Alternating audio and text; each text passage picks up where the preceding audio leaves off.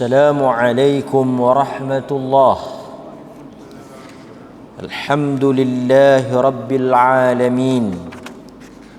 Wabihi nasta'in ala umurid dunya waddin.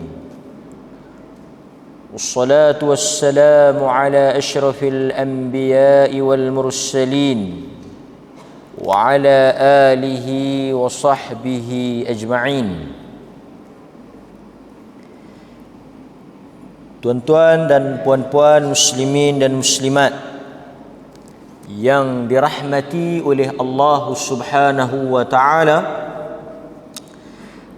kita bersyukur kerana dengan izin limpah kurnia perkenan daripada Allah Subhanahu wa taala, seperti yang telah kita rancang pada malam ini ialah sambungan berhubung dengan riwayat hidup, biografi dan sirah Abdullah ibnu Abbas radhiyallahu anhuma. Allah meridai dia dan ayahnya. Dalam kuliah yang lepas, jika tuan-tuan masih ingat, kita telah menceritakan tentang susur galur keturunan dan nasab Abdullah ibnu Abbas. Secara ringkasnya, untuk kita mengingatkan semula, Abdullah bin Al-Abbas merupakan sepupu kepada Nabi sallallahu alaihi wasallam, kerana ayahnya, kalau kita lihat, Al-Abbas, ayahnya bernama Al-Abbas bin Abdul Muttalib.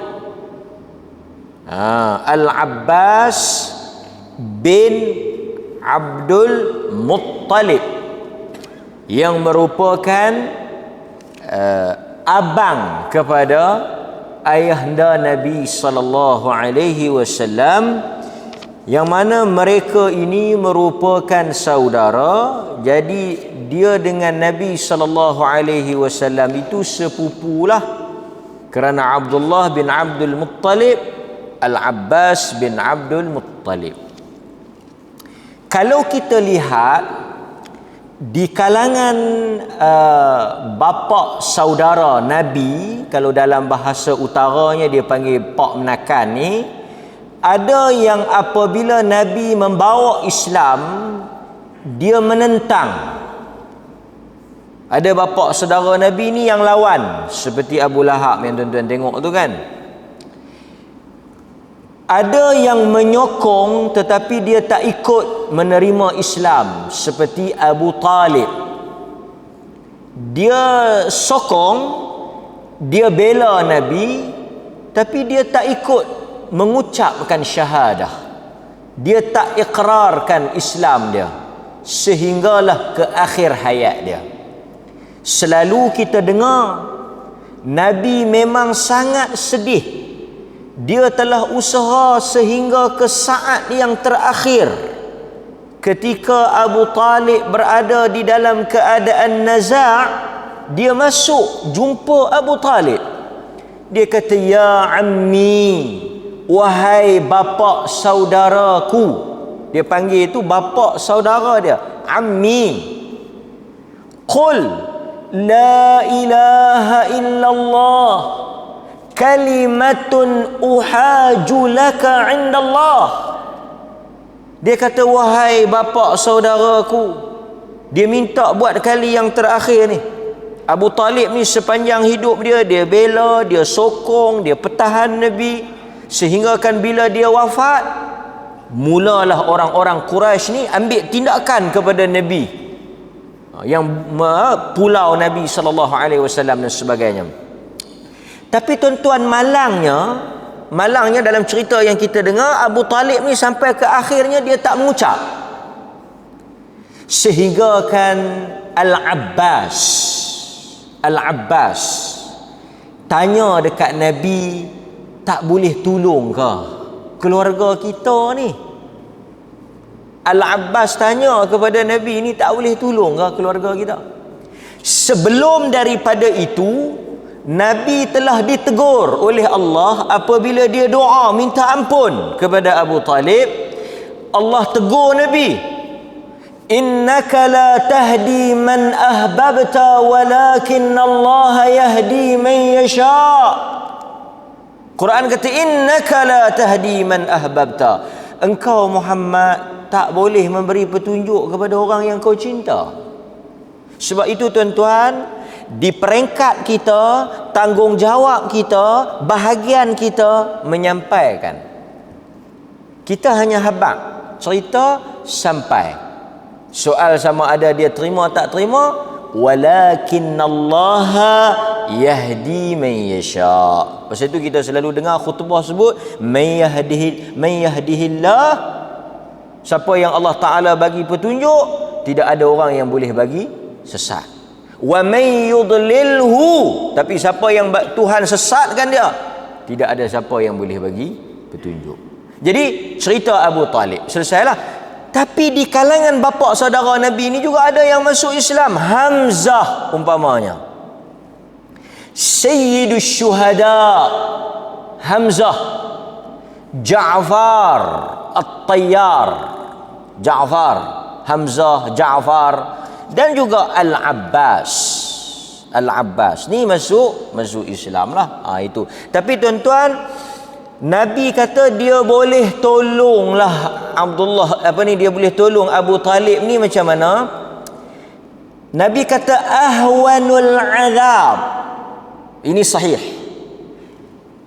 Orang yang paling ringan azabnya di dalam neraka Abu Talib. Yang tu sahih.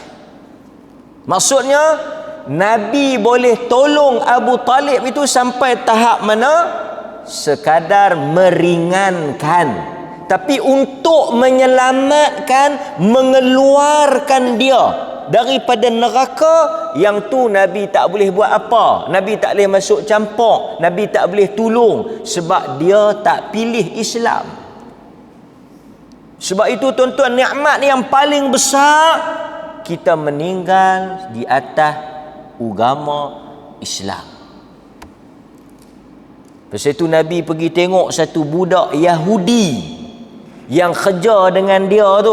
Budak Yahudi itu jiran Nabi. Budak Yahudi itu kerja dengan Nabi, dia jiran Nabi. Hadis ni juga sebahagian ulama kata bolehnya kita ambil orang bukan Islam kerja dengan kita. Apa hujahnya? Nabi mengambil budak ni sebagai workers dia, pekerja dia. Jadi boleh kalau tuan-tuan nak ambil orang bukan Islam kerja dengan tuan-tuan. Sebab Nabi ambil budak ni. Dipendekkan cerita, budak ni nak meninggal, sakit. Tuan-tuan selalu dengar cerita, kononnya Nabi berjiran dengan satu wanita Yahudi. Yang ni tak betul dan cerita ini palsu. Kononnya Nabi SAW bila dia keluar, kan, wanita ni duk buat macam-macam dekat dia. Lepas tu Nabi lah duk pi suap makanan dekat wanita Yahudi ni. Lepas Nabi wafat, Abu Bakar pi. Jadi wanita ni dia buta. Dia kata yang ni bukan orang yang selalu duk suap. Pasal orang yang duk suap tu dia suap lain, ni mesti orang lain. Kononnya macam itulah cerita dia. Tak betul dan tak ada di dalam hadis yang sahih. Cuma Nabi adalah jiran Yahudi tadi, budak tadi ni, yang diriwayatkan oleh Al-Imam Al-Bukhari. Jadi Nabi pergi dekat budak tu. Nabi kata apa? Nabi kata sebut la ilaha illallah. Sebab itu sunnah, bila kita tengok orang yang nak meninggal dunia, laqinu, dalam hadis yang diriwayatkan oleh Imam Muslim. Tuan-tuan nak buat apa bila tengok orang nazak, orang tengah duk sakit lorak, tuan-tuan kena ajak bisik di telinga dia supaya dia kata la ilaha illallah. berdasarkan riwayat Muslim. Dalam Sahih Muslim Nabi kata laqinu mautakum la ilaha illallah. Ajarkan orang yang sedang nazak di kalangan kamu la ilaha illallah. Kerana ada hadis yang lain Nabi kata man kana akhiru kalamihi la ilaha illallah dakhalal jannah. Mana-mana orang yang the last word yang keluar daripada mulut dia la ilaha illallah dakhalal jannah, dia mesti akan masuk syurga. Sebab dia meninggal di atas kalimatut tauhid. Jadi saya nak ceritanya apa? Al-Abbas masuk Islam. Mak kepada Abdullah ibnu Abbas ni nama dia apa? Kita peringat baliklah. Nama dia Lubabah bintul Harith. Lubabah bintul Harith. Lubabah binti Al-Harith. Lubabah ni pula bukanlah orang lain. Lubabah ini ialah dua beradik dengan Maimunah. Lubabah binti Harith. Kakak dia Maimunah binti Harith. Maimunah ni siapa pula dengan cerita ni? Lubabah mak Abdullah ibnu Abbas.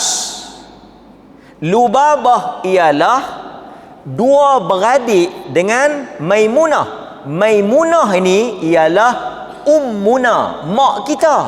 Macam mana dia boleh jadi mak kita? Dia berkahwin dengan Nabi sallallahu alaihi wasallam. Jadi mak menakan kepada Abdullah ibnu Abbas ialah isteri Nabi. Mak menakan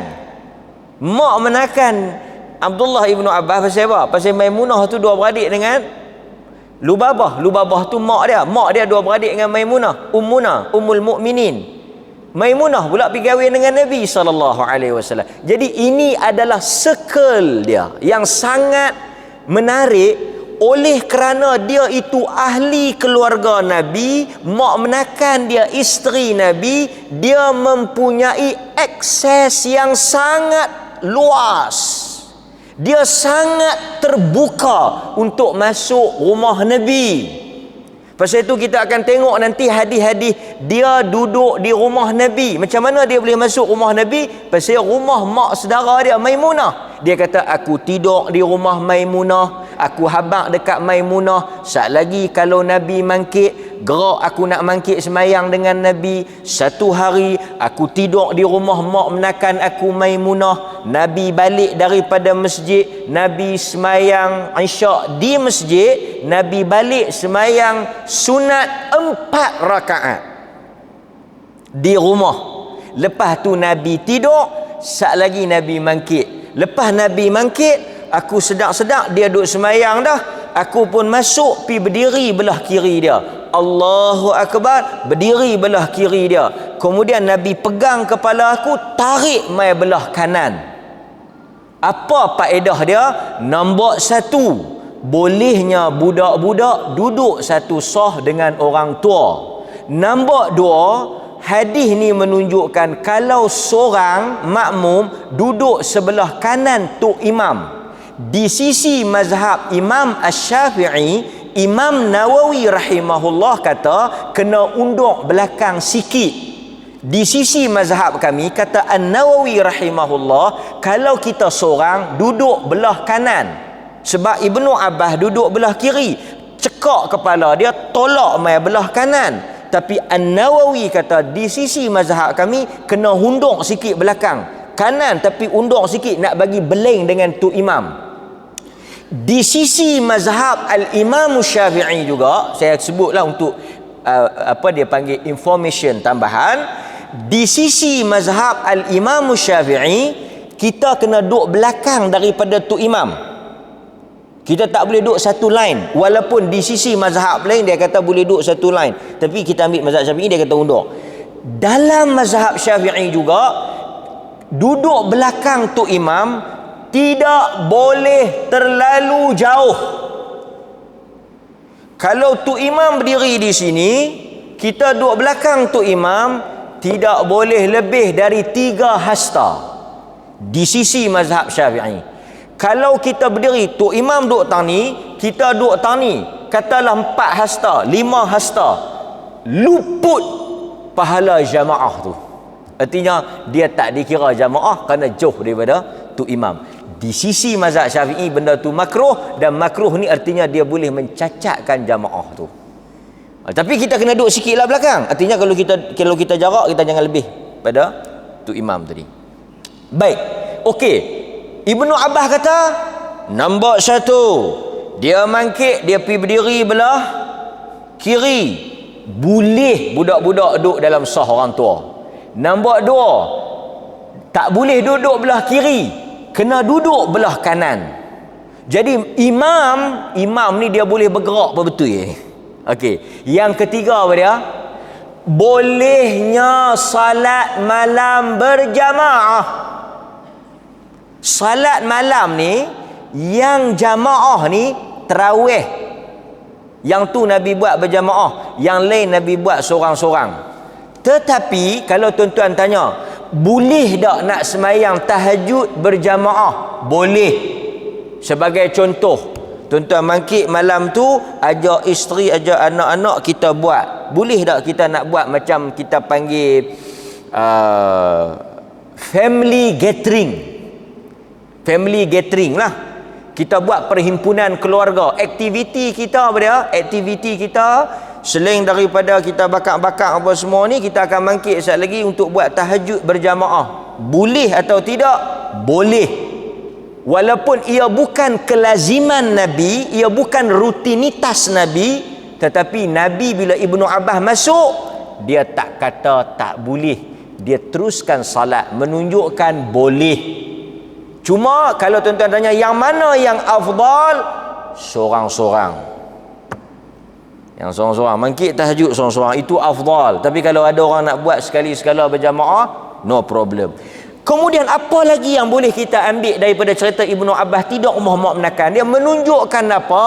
Bolehnya seseorang itu diangkat menjadi imam walaupun pada awalnya dia tak ada niat nak jadi tu imam. Tuan-tuan pergi satu masjid, tuan-tuan tak tahu dia semayang apa, tuan-tuan tak tahu dia niat menjadi imam, mestilah dia tak niat jadi imam. Tuan-tuan pun Allahu Akbar. Kalau tuan-tuan yang jenis tepuk tu, tepuklah kan, Allahu Akbar. Ibnu Abbas dia Allahu Akbar, dan Nabi tak kata pula minta maaf, saya tak niat jadi imam.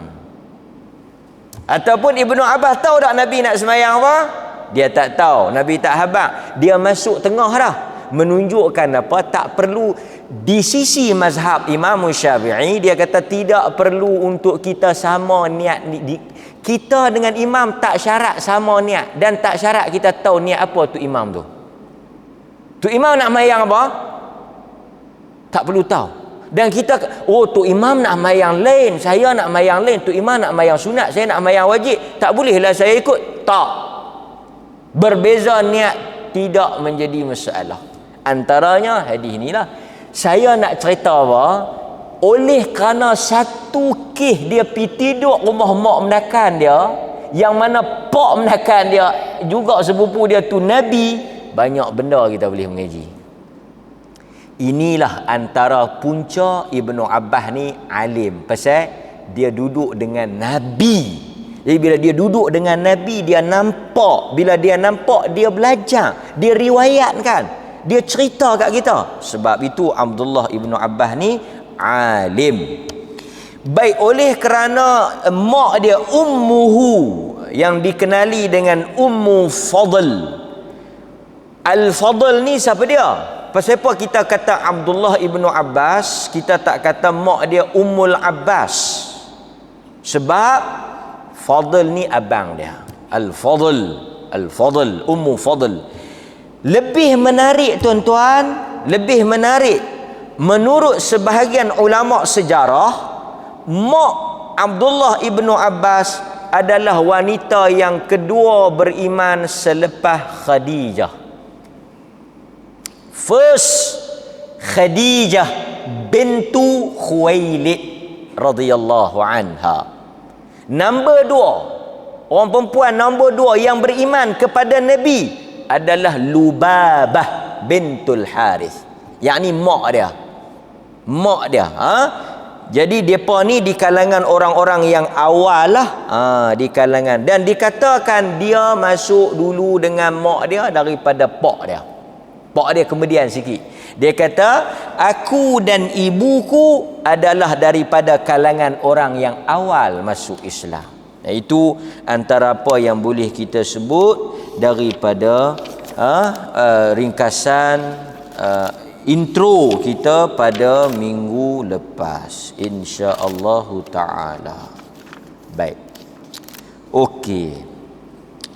Satu benda yang menarik ni, satu benda yang menarik tentang Ibnu Abbas ni sebelum saya sambung, apa dia? Dia ni satu orang yang suka pakai pakaian yang cantik dan mahal.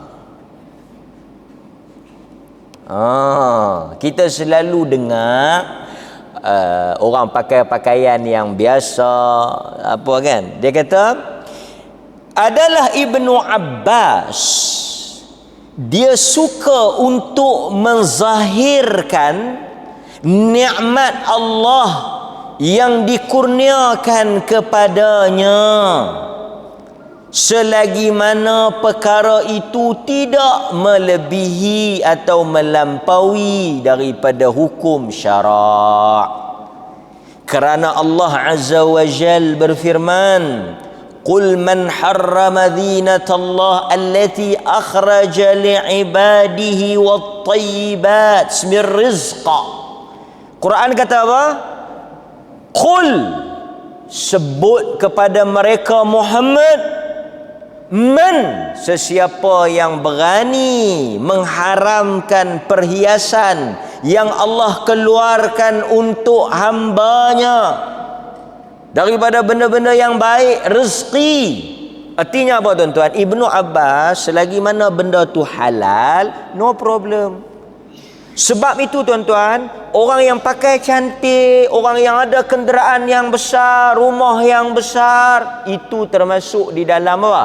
Zinah, perhiasan yang Allah halalkan, dengan syarat dia dapat dengan cara yang betul lah. Jadi kalau dia buat rumah besar daripada titik peluh jalan yang halal, tak salah. Tak, dan itu bukan satu benda yang aib. Buat rumah elok ni bukan satu benda yang dicela oleh agama. Zina. Dan tak ada siapa boleh kata, hang ni tak ingat kubur ke awak hang nak buat masuk dalam kubur ke rumah ni. Kan. Yang ni kita baca ayat ni kat dia. Qul man harrama zinatallahi allati akhraja li'ibadihi. Dikatakan dia memakai kain rida, kain ni, kain baju atas ni, harganya 1000 dirham, 1000 dirham. Mahal lah. So Ibnu Abbas pakai baju 1000 dirham, mahal, cantik.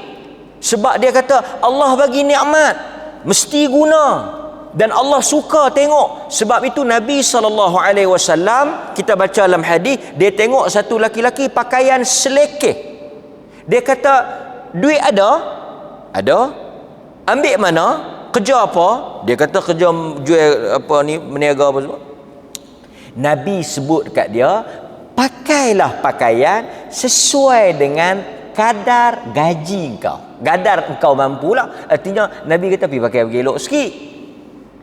Jadi saya bukanlah nak suruh ataupun nak apa paksa. Tak, saya nak bagi tahu, berbetulkan mindset kita bahawa penampilan yang elok, pakaian yang cantik dan bersih, rumah yang elok, kereta yang besar dan sebagainya, dia termasuk daripada apa? dia termasuk daripada wa amma bi ni'mati rabbika fahaddits. Ceritakan nikmat Allah. Allah Ta'ala kata ceritakan nikmat Allah. Apa yang aku bagi dekat kamu, gunakan, tunjukkan. Dengan arti kata dia tak riak lah. Dalam arti kata dia dapat jaga perasaan dia dan sebagainya lah. Pasal itu orang tanya dekat Nabi, ada rajulun yuhibbu, ada satu laki-laki yang dia suka, thawbuhu hasan, na'luhu hasan, baju dia cantik, kasut dia cantik. Adakah dia orang yang sombong? Nabi kata tak. Nabi kata innallaha jamil. Pasal itu orang Islam kehidupan dia semua kena cantik. Kerana Allah itu cantik, dia sukakan kecantikan. Allah tak suka ni hak yang kotor, hak yang lengah, hak yang ni serabai ni. Allah tak suka. Innallaha jamil. Allah tu cantik, maha cantik. Dia nak tengok hak cantik-cantik ni. Maka kedai orang Islam kena bersih, rumah orang Islam kena bersih, diri orang Islam kena bersih.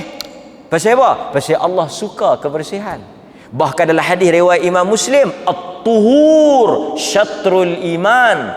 Kebersihan, bersih diri, rumah tangga, ibadat apa semua, iman tu ada satu, setengah, 1/2 dia bersih, 1/2 lagi tajuk lain. Itu antaranya. Tapi saya nak habaknya, Ibnu Abbas dia suka satu orang yang dia sendiri itu pakai pakaian yang cantik lah. Baik, okey. Now tuan-tuan hadirin mukminin, kita tahu dah dia punya kelebihan. Dia duduk dekat Nabi sallallahu alaihi wasallam. Okey. Kalau boleh kita sebut kepada tuan-tuan sedikit,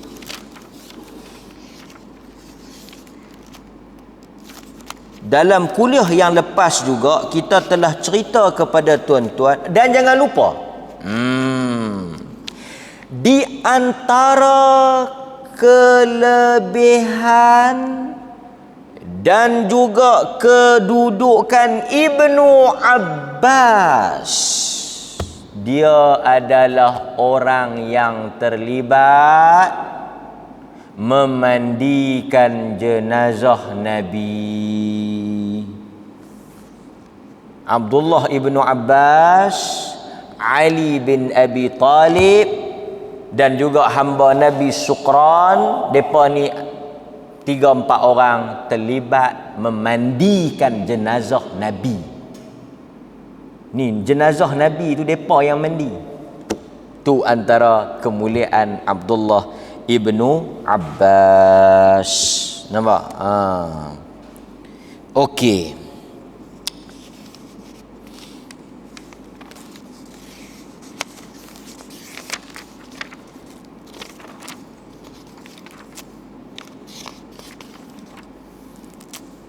Baik.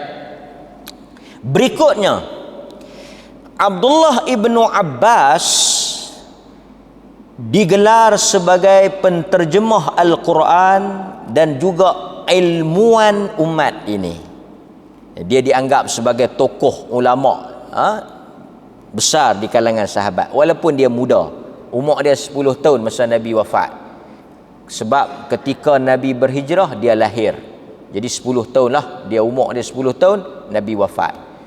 Sebab itu kita akan jumpa hadis dia duk atas dukung Nabi. Ibnu Abbas kata apa? Dia kata Nabi dukung aku. Jadi tuan-tuan boleh imagine tak umur berapa yang kita dukung Tuan-tuan dukung umur apa? Saya dukung cucu saya. Umur berapa Haji? 26. Abah tu Haji tu. Dia kata dia apa? Dalam hadis tu dia duduk di belakang ni, dia naik dukung Nabi, dukung dia. Dan ini menunjukkan lutf, lembutnya Nabi ni dengan budak-budak. Nabi dukung dia. Sambil Nabi dukung, Nabi kata, ya ghulam, inni u'allimuka kalimat wahai budak, sambil dia duduk dukung Ibnu Abbas, dia kata, wahai budak, ni aku nak ajak hang berapa perkara. Kan? Jadi artinya dia dengan Nabi ni mesra, rapat, rapid. Nampak? Dan dia kata apa? Diasuh dalam rumah tangga Nabi sallallahu alaihi wasallam. Sebab itu, kalau kita tengok tuan-tuan, ada beberapa sebab yang disebut oleh para ulama kenapa Ibnu Abbas menjadi orang yang alim dan pandai, cerdik, banyak ilmu, tajam pemikiran dia. Nombor satu, doa Nabi sallallahu alaihi wasallam. Itu faktor yang pertama. Jadi saya menasihatkan diri saya dan tuan-tuan semua, marilah kita selalu mendoakan anak-anak kita dengan doa-doa yang baik. Doa-doa yang baik. Kan? Tengok Nabi, dia doa pada Ibnu Abbas, dia kata, Allahumma faqihhu fid din wa 'allimhu ta'wil. Ya Allah, engkau berikanlah dia faqih, alim di dalam agama dan pandai di dalam tafsir. Itu antara mustajabnya doa Nabi. Jadi kita kalau jumpa orang-orang saleh, kita bawa anak kita pergi dekat dia, sunnah. Kita bawa anak kita ke cucu kita, kita jumpa orang saleh, orang yang bagus, kita sunnah, kita suruh dia doakan anak kita. Suruh dia doa bagi anak kita itu menjadi anak yang saleh, anak yang faham agama, anak yang beriman. Itu antara adab dia. Kemudian kata para ulama, dia alim ni kerana semangat dia dan kesabaran dia di dalam menuntut ilmu. Itu faktor yang kedua. Artinya dia ni rajin, sabar. Lepas daripada Nabi wafat, dia telah pergi bertemu dengan sahabat-sahabat untuk dengar hadis. Artinya dia bukan semata-mata tunggu doa tu sajalah. Artinya Nabi dah doa dia, tapi lepas Nabi wafat, dia pergi dengar.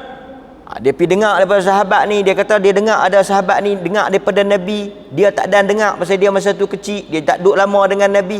Ini juga yang berlaku kepada Abu Hurairah. Abu Hurairah juga tak duduk lama dengan Nabi, tapi banyak, nombor satu, hafal paling kuat, paling banyak. Sebab nombor satu, Nabi bisa doa dekat dia.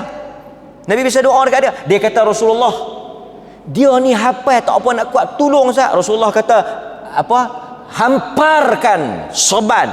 Kemudian Rasulullah doa kat dia, dia jadi kuat ingatan dia. Nombor satu sahabat yang paling banyak ingat hadis Abu Hurairah, Abdurrahman bin Sakhr Ad-Dawsi. Nama dia Abdurrahman bin Sakhr Abu Hurairah. Okey tuan-tuan, balik pada tajuk kita. So Abdullah ibnu Abbas ni dia pergi duduk rumah kawan tu, dia pergi duduk rumah kawan ni, dia pergi duduk rumah kawan tu, dia pergi dengar. Jadi cantik ya. Doa combine dengan usaha, doa campur dengan ikhtiar, baru ngam. Dia tak boleh doa tunggu pandai, doa tunggu cerdik. Tak, doa dia kena ada kombinasi dia, usaha. Kemudian tuan-tuan, yang ketiga, kata para ulama, rahsia kepandaian dia ialah dia buat apa? Dia bersama dengan Umar radhiyallahu an, antara yang paling sebelum tu. Okey, nombor satu doa, nombor dua dia rajin pi cari sahabat-sahabat yang dengar daripada Nabi. Sebelum masa Nabi hidup, dia memang duduk melekat dengan Nabi, dia duduk rapik dengan Nabi, kan? Pasal itu kita kadang-kadang tuan-tuan, orang tanya, hang boleh mana pandai masak ni? Dia kata ni duduk dengan tok yang ajar. Nampak? Jadi artinya apa? Artinya dengan siapa kita duduk itu memberikan kesan. Banyak ilmu kita dapat daripada siapa? Daripada orang yang kita duduk dengan dia lah. Dia kata, yang ni siapa ajak ni, yang pandai menjahit apa semua ni? Dulu saya kecil-kecil, mak saya suruh duduk dengan tok saya. Jadi bila saya duduk dengan tok saya, dia ajak saya. Itu yang berlaku kepada Abdullah ibnu Abbas. Dia pergi duduk dengan Nabi. Mulazamah. Dia memang melazimi. Bahasa Arab mulazimi lah. Dia memang duduk dengan Nabi. Tidur, makan, sentiasa. Jadi bila dia duduk dengan Nabi, banyak benda dia boleh. Walaupun sat, kan? Okey. Yang berikutnya, dia melazimi sahabat-sahabat Nabi. Ada 3 orang yang dikatakan paling rapat dengan dia. Yang pertama, Umar Al-Khattab, Ali bin Abi Talib, Ubay bin Ka'ab. 3 orang ni, Umar Al-Khattab, Ali bin Abi Talib, Ubay bin Ka'ab. Nampak? Dan oleh kerana lepas Nabi wafat, dia pergi duduk dengan Umar, dia pergi duduk dengan Ali, dia pergi duduk dengan Ubay bin Ka'ab, maka dia boleh ilmu dia. Jadi tuan-tuan, apa yang boleh kita buat kesimpulan? Pentingnya bersahabat dan memilih teman, kerana itu menjadi sumber ilmu. Kan? Jadi kalau kita duduk dengan orang yang ada ilmu, kita sedikit sebanyak kita bolehlah. Di samping itu, yang berikutnya, yang keempat, tadi dia doa Nabi, dia rajin, lepas tu dia duduk dekat dengan orang-orang yang alim. Yang keempat, apa dia? Dia rajin bertanya. Kasratus soal, dia rajin tanya. Dia rajin tanya. Itu antara sifat dan sikap Ibnu Umar. Nampak? Dia kata apa? Dia kata, ilmu ini diperolehi melalui 2 jalan. Lidah yang rajin tanya dengan hati yang terang. Maknanya akal yang kita, tuan-tuan, okey, kita tak nafikan lah. Yang ni bukanlah kita nak. Manusia ni dia ada 2 lah passion. Satu yang jenis pick up. Dia memang pick up, tau. Sebab itu kadang-kadang ada orang dia tak baca lah sangat, tapi memang otak dia tu Allah Ta'ala bagi dia memang kuat. Dia memang pick up. Dia memang excellent. Sebab tu kadang-kadang dia tak baca sangat pun, dia tengok dengar, dia bagi tumpuan, dia nota-nota sikit dia boleh. Setengah orang dia slow, rezeki dia kot tu lah. Manusia ni bukan semua sama. Kalau semua sama, tuan-tuan, semua cerdik, jadi apa? Doktor. Dalam masjid ni semua doktor. Kacau kat kita. Siapa nak gunting rambut? Kan? Kalut kita. Kalau semua nak jadi wakil rakyat, siapa nak jadi? Kan? Jadi semua jadi penceramah. Kalut saya. Kan? Tak ada siapa nak dengar. Jadi ada yang mekanik, perbaik kereta, ada yang perbaik jantung, ada yang pandai koknu, ada yang pandai. Allah dia mengatur rezeki. Jadi ada hak slow. Jadi dia kata apa? Zakiyun, zakat, cerdik ni antara faktor lah yang kan kita ajak-ajak. Kita tengoklah, tuan-tuan, cikgu mesti dah boleh buat observe. Dalam satu kelas kita ajak sama ya. Kita ajak sama, tapi budak 2-3 orang tangkap, faham, dia boleh buat. Yang 2-3 orang lagi, kita hang ni kalau aku ajak tahu mana pun memang hang tak boleh pi.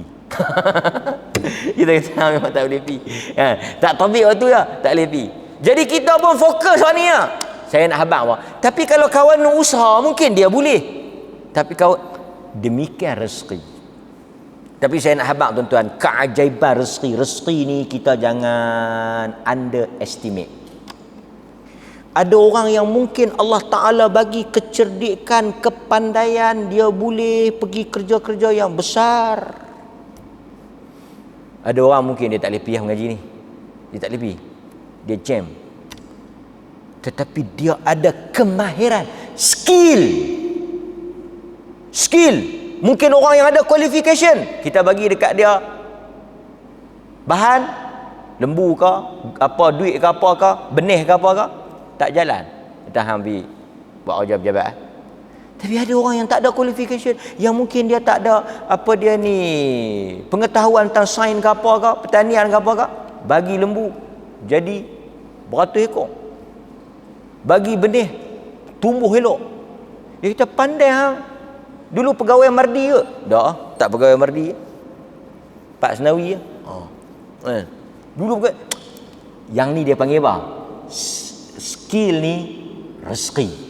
Ada orang rezeki. So tapi Ibnu Abbas ni Allah Ta'ala bagi dia zakiyun. Dia memang cerdik. So bila dia cerdik, campur pula dengan rajin, campur pula dengan environment, bi'ah, circle yang menarik, meletup. Jadilah Ibnu Abbas super genius. Nampak? Itu apa yang boleh kita ambil daripada apa yang disebut oleh para ulama, faktor-faktor yang menjadi pemangkin kepada kepandaian Abdullah Ibnu Abbas. Nampak itu? Baik. Okey. Dan satu lagi yang kita boleh kongsi pada tuan-tuan, Ibnu Abbas dia terkenal dengan fiqh yang memudahkan, fiqhut taysir. Dia ni mazhab dia, okey sebelum tu saya cerita biar sikit kat tuan-tuan. Tuan-tuan dengar, dapat tak dapat tak apalah, yang ni bukanlah penting. Kita selalu dengar ini ialah pendapat Ibnu Abbas, ini ialah pendapat Ibnu Umar, ini ialah pendapat Abu Bakar As-Siddiq. Soalan saya, pendapat mereka ni wajib tak kita ikut? Pendapat mereka ni, pendapat sahabat ni wajib tak kita ikut? Yang hang buat ni pandangan siapa ni?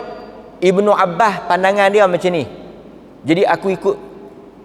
Apa status pendapat sahabat? Adakah pendapat sahabat ni sama taraf dengan qala Rasulullah? Kalau qala Rasulullah kita panggil hadis. Ni bukan qala Rasulullah, qala Ibnu Abbas, qala Ibnu Umar, qala Abu Hurairah. Kalau depa yang bagi pendapat, macam mana kita dengan kita? Wajib tak? Kalau Nabi memang kena ikutlah hak depa ni. Yang ni kita jawab sekejap lagi lepas daripada azan. Wallahu ta'ala a'lam.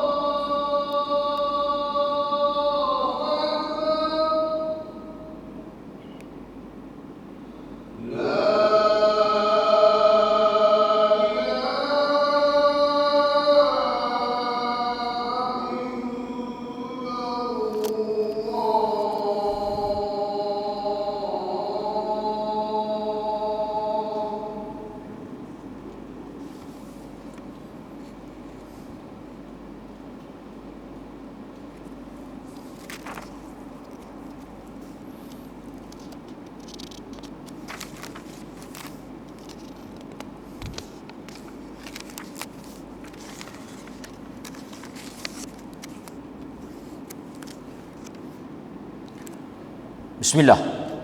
Okey tuan-tuan, secara mudahnya, kalau tuan-tuan dengar pendapat sahabat seorang dia saja, dia panggil qaul sahabi. Qaul, pendapat, perkataan. Sahabi, sahabat lah, bukan sahabat kita, sahabat Nabi. Ini pendapat siapa Ustaz? Ini pendapat Ibnu Abbas. Yang Ustaz kata tadi itu pandangan siapa? Yang tu pandangan Ibnu Mas'ud. Doa ni doa siapa? Amalan ni amalan siapa? Siapa yang kata lagu tu? Yang kata lagu tu Abdullah Ibnu Umar. Yang kata lagu tu Zubair Ibnu Al-Awwam. Yang kata lagu tu Anas bin Malik. Okey. Kalau pendapat individu, tak wajib kita berpegang dan ikut. Atau dalam bahasa yang lain, pendapat sahabat seorang-seorang bukan hujjah. Bukan hujjah. Kalau yang hujjah apa dia? Ijma' atau pandangan majoriti sahabat. Ramai sahabat, inilah pandangan majoriti sahabat. Ataupun sahabat bersepakat pendapat. Kalau sahabat sepakat, yang tu hujjah. Yang tu artinya kita kena ikut, kita kena pegang. Tapi sebab sahabat ni dia macam kita lah. Macam kita tu bukan maksud tarah kita. Maksudnya berbeza pendapat di antara mereka. Ibnu Abbas kata lagu ni, Ibnu Umar kata lagu ni, Ibnu Mas'ud kata lagu ni, Anas bin Malik kata lagu ni, Aisyah radhiyallahu anha kata lagu ni. Setiap orang ada pendapat. Semua tu sahabat Nabi, semua tu tokoh-tokoh tu. Jadi apa? Kita tak wajib ikut, bukan hujah. Jadi tapi pendapat sahabat ni kita kena tengoklah di atas alasan apa, hadis apa. Tapi kalau majoriti sahabat sepakat sahabat, dia akan jadi hujah. Lepas tu kita kata Quran, sunnah, ijma', qiyas. Mai pendapat sahabat ni, yang ni tak sepakat lah. Dia kata macam ni, dia kata macam ni. Kan? Okey, baik. Ibnu Abbas ni nak ringkas ni, dia punya fiqh dia fiqhut taisir, fiqh mudah, bukan buat mudah, bukan kata okey mayang 2 cukup lah, okey puasa 10 hari dah, tak. Memang dia ke arah mudah. Nak bahas panjanglah fiqhut taisir ni, fiqh mudah ni, tapi lain kali. Cuma saya nak baca beberapa pendapat dia. Beberapa pendapat Ibnu Abbas. Antaranya, Ibnu Abbas ni pandangan dia, mazhab dia. Mazhab ni apa dia? Mazhab ni pendapat. Mazhab ni tempat pergi. Artinya pendapat dia, pandangan dia. Apa yang dia pegang. Ibnu Abbas kata, contoh, Sesiapa yang pergi ke suatu tempat. Tuan-tuan tak apalah lain kali kata ini yang ni Ibnu Abbas punya pendapat. Siapa yang pergi satu tempat, contoh tuan-tuan pergi Kuala Lumpur. Tuan-tuan tak tahu nak duduk berapa hari Kuala Lumpur. Tuan-tuan tak tahu nak duduk berapa hari Kuala Lumpur. Ibnu Abbas kata, siapa yang tak pasti nak duduk berapa hari, boleh qasar 19 hari. Lepas daripada tu dia kena tamam. Itu pendapat dia. Sahabat yang lain kata apa? Sahabat yang lain seperti Ibnu Umar dan yang lain-lain dia berkata apa? Ibnu Abbas kata 19 hari. Tak tahu berapa hari. Contoh macam mazhab Syafi'i kan. Mazhab Al-Imam Syafi'i, satu orang dia hanya boleh qasar jika dia duduk 3 hari. Haji nak pergi mana? KL. Berapa hari? Seminggu. Nak pergi tolong kempen. Macam mana Ustaz? Tak boleh langsung. Haji tidak boleh jamak qasar. Kecuali on the way dengan on the way pergi dengan on the way balik. Daripada Perlis pergi Kuala Lumpur boleh. Sampai di Kuala Lumpur 7 hari, 7 tak boleh. 7 hari, Isnin, Selasa, Rabu, Khamis, Jumaat, Sabtu, Ahad tak boleh. Balik hari apa? Hari Isnin. Balik mai tu on the way tu boleh. Di sisi mazhab Syafi'i dia kata 3 hari. Lebih daripada itu dianggap duduk di situ. Tak dapat rukhsah. Kalau satu orang yang dia tak pasti, dia tak sure berapa lama dia nak duduk di situ, dia boleh pergi sampai 19 hari ya. Lepas hari yang ke-20 dan sebagainya, dia kena tamam. Ini seperti yang disebut oleh Ibnu Abbas. Ibnu Umar kata apa? Lagi mana? Dia kata lagi mana kawan tu memang tak ada niat nak duduk di situ. Dikatakan Ibnu Umar telah duduk di Azerbaijan 6 bulan. Ibnu Umar duduk di Azerbaijan. Tahu Azerbaijan? Bila-bila kita pergi Azerbaijan, ni duduk pergi Krabi, Phuket, apa kita pergi Azerbaijan. Azerbaijan how long? 6 months. 6 bulan qasar. Half year. Pasal dia bukan nak duduk situ. Dikatakan mereka tak boleh balik. Salji kot. Salji turun, mereka tak boleh nak balik. So mereka terkurung di situ. So nampak tak pendapat-pendapat ni? Mereka pendapat-pendapat ni. Pendapat sahabat ni, pendapat sahabat ni. Okay. Lagi Ibnu Abbas kata apa? Ibnu Abbas kata muntah tidak membatalkan puasa. Muntah sengaja ke? Muntah tak sengaja. Dia duduk dia pergi buat-buat muntah, tak betul. Kita punya yang kita duk faham seperti yang disebut di dalam mazhab Syafi'i oleh Al-Imam An-Nawawi, kalau siapa yang muntah tak sengaja, dia main pening, dia main meloyak, dia tu muntah tak sengaja, tak betul. Tapi kalau dia pergi duk jolok, dia pergi buat bagi muntah, betul.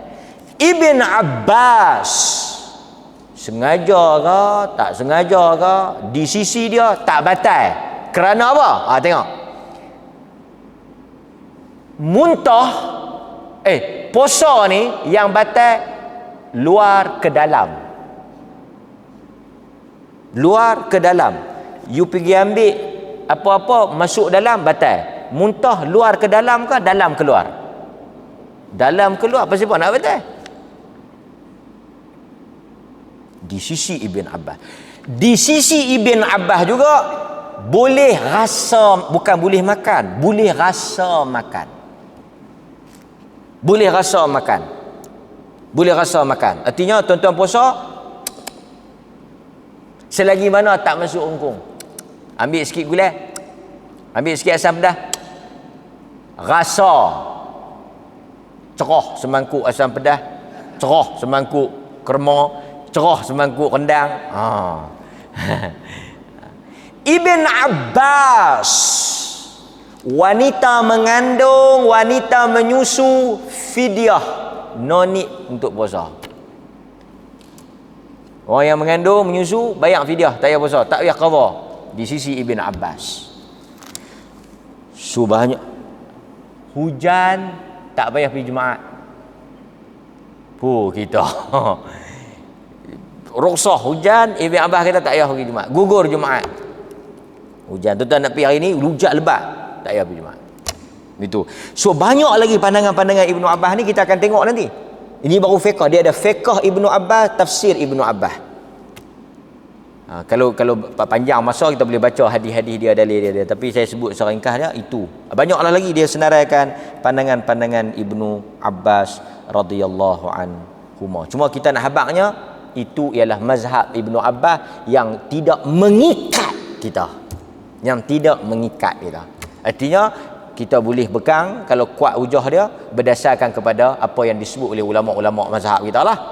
Kan? Okey. Jadi wallahu taala a'lam wa sallallahu ala nabiyyina Muhammad wa ala alihi wa sahbihi wasallam walhamdulillahi rabbil alamin. Wassalamu alaikum warahmatullahi wabarakatuh.